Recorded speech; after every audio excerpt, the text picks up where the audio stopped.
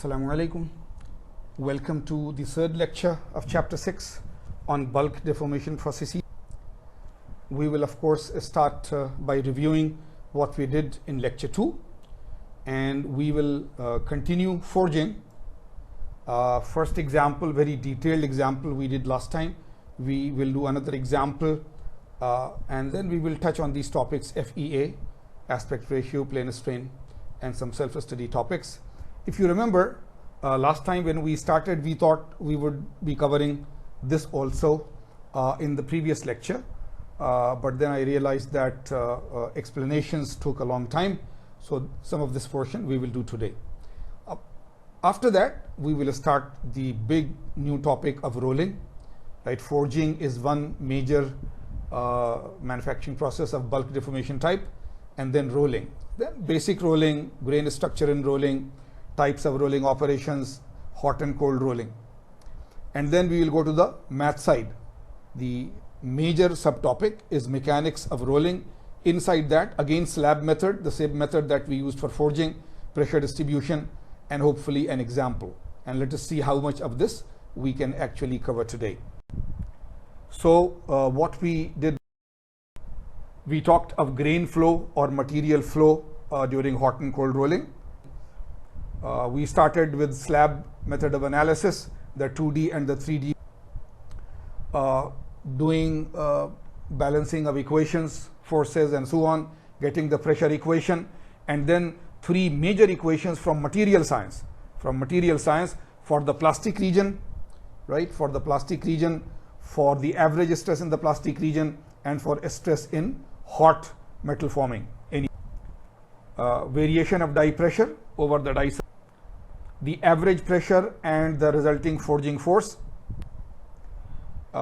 doing forging in more than one steps, first reduction, second reduction, cylindrical workpiece rather than the rectangular workpiece that we did earlier, which was in plane strain, equations of pressure, of average pressure and forging force in the case of axisymmetric or circular or cylindrical cross section, and so on. Sticking condition, forging under sticking condition when the friction is so high that no movement is there, then what are the equations for the rectangular case and for the cylindrical case. Variation of pressure against the face of the die, in rectangular cross section, in cylindrical cross section, for different values of the coefficient of friction. The variation of pressure on the die surface if it is a sticking condition, very high.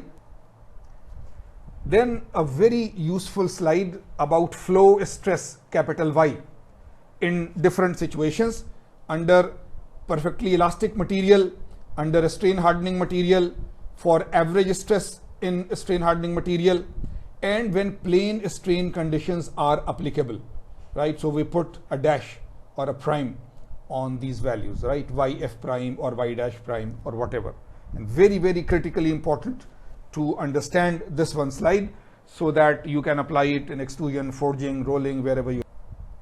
And then we did a very long example, a very good example that if you really understand this example well and you go through these steps yourself, critically understanding every place that you are doing it, then you have understood more than 80% of problem solving in forging, right? So we showed you what were the details of the question, what are the equations until now which we are there, and which equation will we select from, and then we used that equation and started, and that is where we finished last time.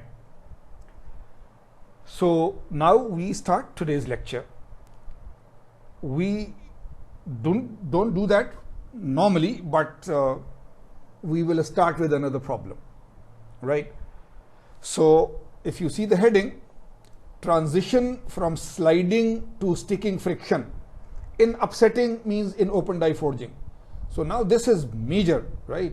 Sliding to sticking friction.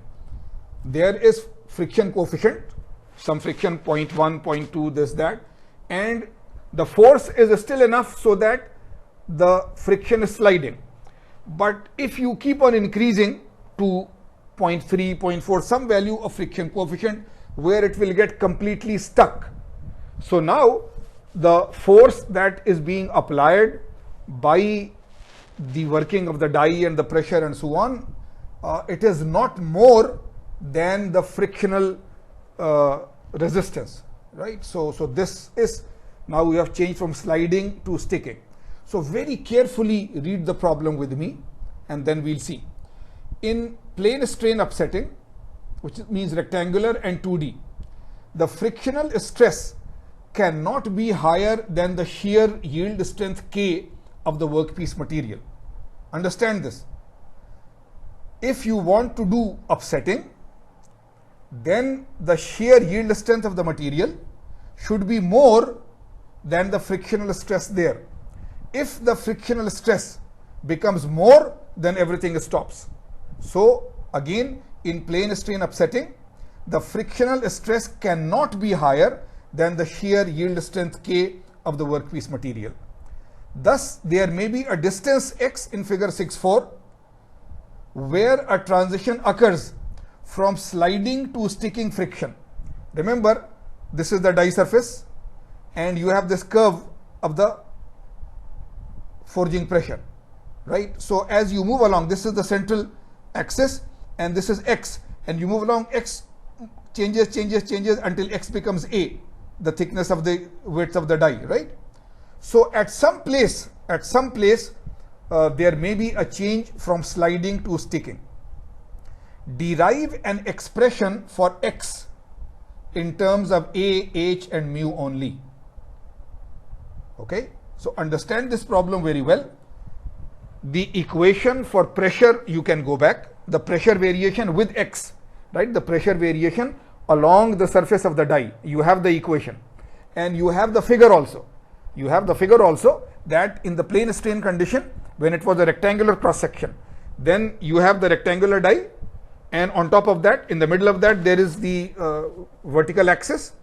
On one side and on the other side, it is mirror image of each other, and the pressure, the forging pressure, is maximum in the middle, and then it keeps on reducing and goes to a minimum value near the end of the die.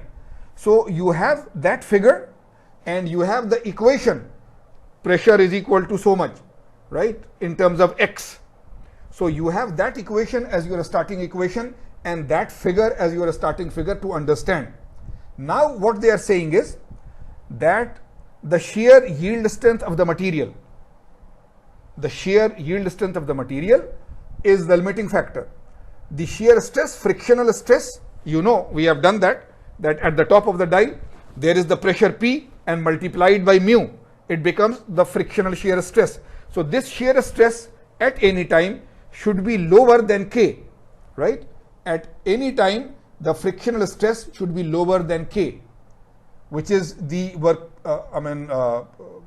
shear strength of the material, shear strength of the material. So the frictional stress, which is the pressure P multiplied by mu into P, is the frictional stress. This frictional stress should be equal less than K. As soon as it becomes equal to K, you change from sliding to sticking, right? So this is the condition. So now again do that, what we always do, take a blank sheet of paper. You understood the problem very well, go back to the previous few slides, get the equation of pressure variation, get the diagram and start solving it. So when you unpause it, right now you have paused it, when you unpause it, it means that from your side you have done the maximum to solve it. This solution is not a numerical solution. This is just playing with the math, 2-line, 3-line of math, and then you have the final equation. So here the answer will be in terms of a final equation, right? That what should be the value of x where it changes from sliding friction to sticking friction, right? So now if you have clicked again, then it means that you have solved it. So let us see now. This is your problem, right? This is your problem. I will first show you these two things which I told you, right? The equation of pressure or y stress, right? Stress in the y direction. Y dash e raised to 2 mu a minus x upon h. So this was the thing. And when you plotted it, that this is the axis, you are measuring x from here. So x goes to a here, x goes to minus a here. The total width is 2a, and the maximum pressure is here, and then it keeps on reducing. So this is the plot. As x varies, pressure keeps on varying, right? X is equal to 0, 1, 2, whatever value, pressure varies. At some point in x, we are saying that it can change from sliding to sticking. And the condition is that the shear stress, right? So now I'm doing that. The shear stress is mu into P, isn't it? Right? The P is the normal force and mu is the coefficient of friction.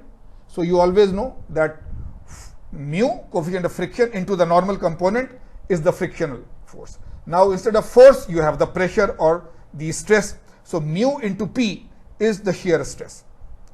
Now this shear stress should be less than K.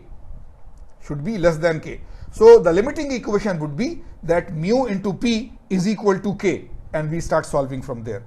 The only thing is that K, we are telling you K, in the plane strain condition, the shear strength of the material is y dash by 2. Y dash is the flow stress, remember. Y dash is equal to, sigma is equal to K epsilon n. And we know from material science, higher level material science than you know earlier, but we are telling you now that K, the shear yield strength of the material, is equal to y dash by 2 in plane strain.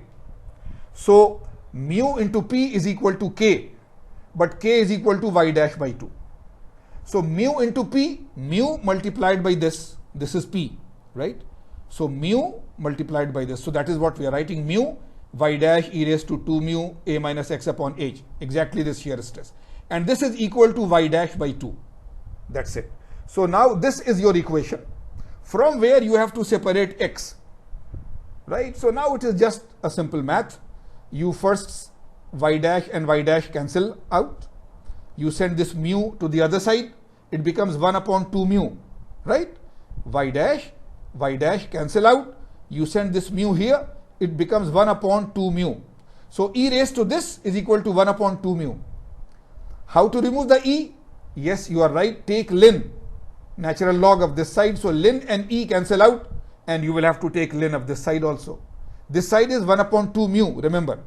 So when you take ln on this side, ln and e cancel out. So 2 mu a minus x upon h remains here, and here it is ln 1 upon 2 mu. Again, then send this is 2 mu upon h. Send it to the other side. It will become h upon 2 mu. And then from a minus x, send a there. So this is right. The whole idea was that you understand this, you understand this theory. And once you have the equation, then it is just 1 or 2 lines of simplification. So I am repeating the same equation here, and this becomes h upon 2 mu on this side, and a minus x. So x is equal to a minus this whole thing. So you see, you have found x is equal to a in terms of a and h and mu, and that's it. There is nothing else. A is the half width of the die, mu is the coefficient of friction. So you know that at which location on the surface of the die it can change from sliding to sticking friction. So this is a major problem solving, right? It is like some portion of the theory which we could have done as a theory, we have given as an example. You have solved it, and now you really understand that I can plot that variation, and I can give you the location, that this is the location of x, where the friction will change from sliding friction to sticking friction, right? So you should be really happy that this is a serious mathematical or mechanistic or physics description, but you understand it and then you can do it. Okay, so feel good about it if you did it well. If you could not, then try to do it independently on your own, so that you understand the physics and mechanics and math again.